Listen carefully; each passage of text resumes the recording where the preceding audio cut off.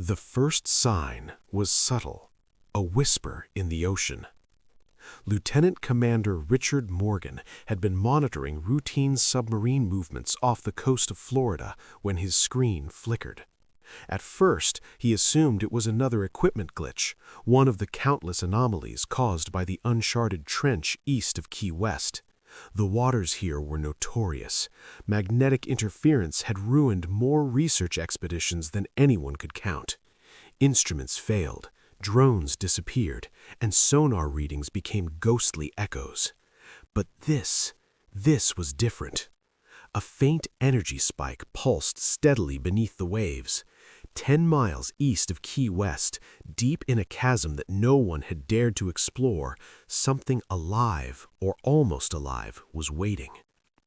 Richard frowned at the green dot on his screen. "Lieutenant Commander Richard Morgan," he said, voice low, "this isn't a malfunction. Whatever it is, it's massive, and it's responding." Admiral Theodore Fletcher, veteran of decades of naval operations, stepped forward, his salt and pepper eyebrows furrowed. Coffee in hand, he leaned over the console. "Russian?" he guessed. "No, sir. Nothing matches this profile. It isn't moving like any known craft, and—" Pause, the words catching in his throat. "It's sending out signals." Signals. Faint. Enigmatic. Almost intelligent. Fletcher stared at the screen for a long moment. "Keep it quiet. No one outside this room knows. Send a reconnaissance team. Carefully." By August 17th, a small, unmarked vessel departed with 5 specialists. Commander Abigail Winters led the mission, a veteran of unusual maritime incidents, known for her calm demeanor and unwavering focus. Her crew included Lieutenant Marcus Sanderville, sonar specialist, meticulous and cautious; Dr. William Harrison, marine archaeologist, 65, decades of deep-sea exploration etched into his hands and face; Dr. Sofia Rodriguez, astrobiologist from NASA, brilliant and fiercely curious; Lieutenant Olivia Blackwood, pilot of the submersible, calm under pressure, precise. Abigail's instructions were clear: gather information, avoid heroics, pull out at the first sign of danger. The sea was unusually calm as they approached the trench. Glassy water reflected the early morning sun, unnervingly serene. "It's like something's dampening the waves," Marcus noted, scanning the instruments. "Everything's working perfectly. It shouldn't be." The anomaly had a strange effect. Instead of interfering with equipment, it enhanced it. Sophia's eyes widened. "That's impossible. The data suggests a localized electromagnetic field strong enough to fry our sensors, but somehow it's stabilizing them." The team deployed the latest prototype underwater drone, capable of reaching 1,500 feet while streaming high-definition video and sonar readings in real time. As the drone descended, darkness swallowed the light. The LEDs cut through the black water like knives. 900 feet, Marcus announced. The screen flickered, and then the shape emerged. A massive triangular structure, at least 300 feet across, gleamed beneath a layer of marine growth. Metallic, yet organic, its surface shimmered with unknown alloys that resisted every attempt at analysis. "No," Marcus whispered. "This isn't ours, or Russian, or Chinese. This is something else." Abigail swallowed hard. "Get Washington on the line, but make sure no one else records this, understood?" Within hours, the site became a hive of secret military and scientific operations, codenamed Project Deep Blue.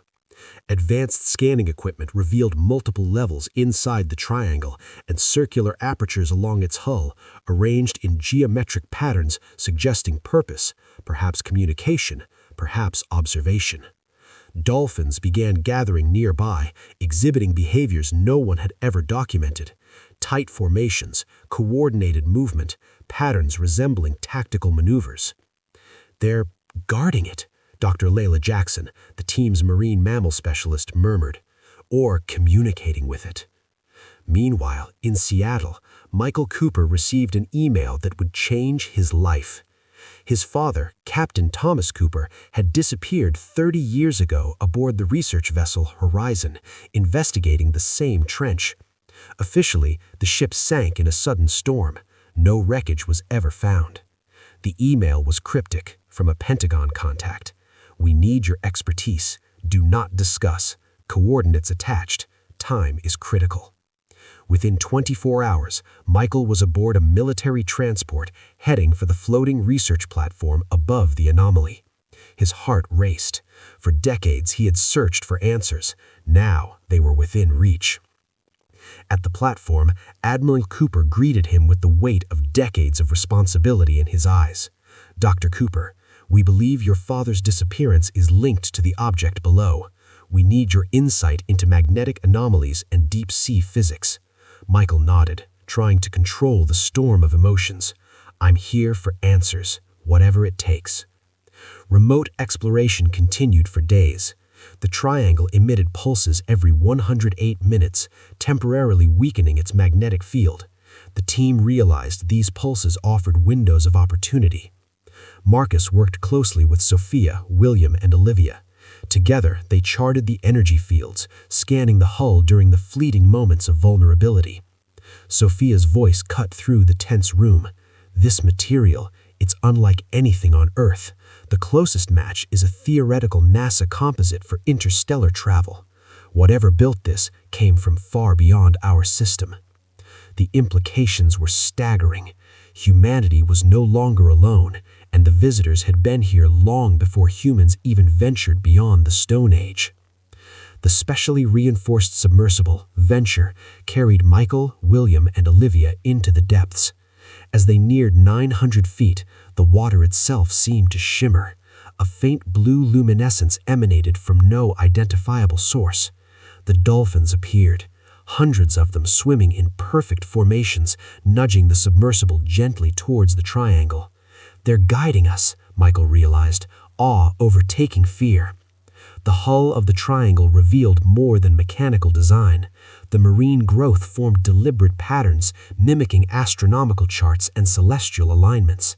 Every detail suggested intelligence and observation spanning millennia. A smaller scout craft detached from the main triangle, approaching the Venture. It emitted pulses in electromagnetic patterns. The dolphins responded, translating and facilitating communication. Humanity had an intermediary in another species, evolved for a purpose the aliens had prepared centuries ago. The scout craft docked with the Venture. Michael and William entered cautiously, stepping into a chamber of shifting walls, glowing symbols, and a control system built for non-human physiology. The craft moved gracefully into the larger triangle. A timeline appeared along one translucent wall, depicting Earth across historical periods. The alien observation was meticulous. Ships, lost expeditions, the evolution of marine life, and early humans were preserved in holographic sequences. Among the artifacts, Michael saw the nameplate of the Horizon, his father's ship, alive, preserved, and potentially still waiting. Inside a preservation pod, Captain Thomas Cooper remained in suspended animation, kept alive for 30 years by alien technology.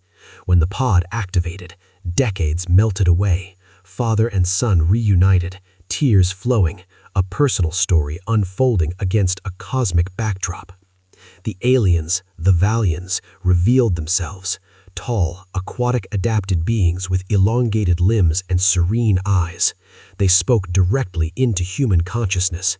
"We have waited long enough. You are ready." The Valiants showed humanity their work, hidden outposts, dolphin intermediaries, and careful guidance across millennia. They had intervened only when survival required subtle assistance. Their question was not dominance, but trust. Will humanity rise to join the cosmic community, or will it falter under its own impulses? The dolphins leapt joyfully around the alien rising vessels, celebrating the moment humanity's patience and curiosity had earned recognition.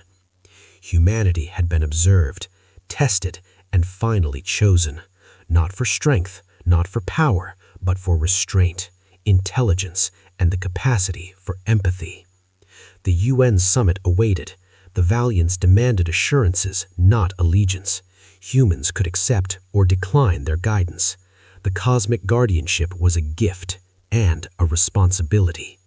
Michael, his father, William, Sophia, and Olivia stood on the deck of the platform, staring at hundreds of triangular alien ships now surfacing around the globe.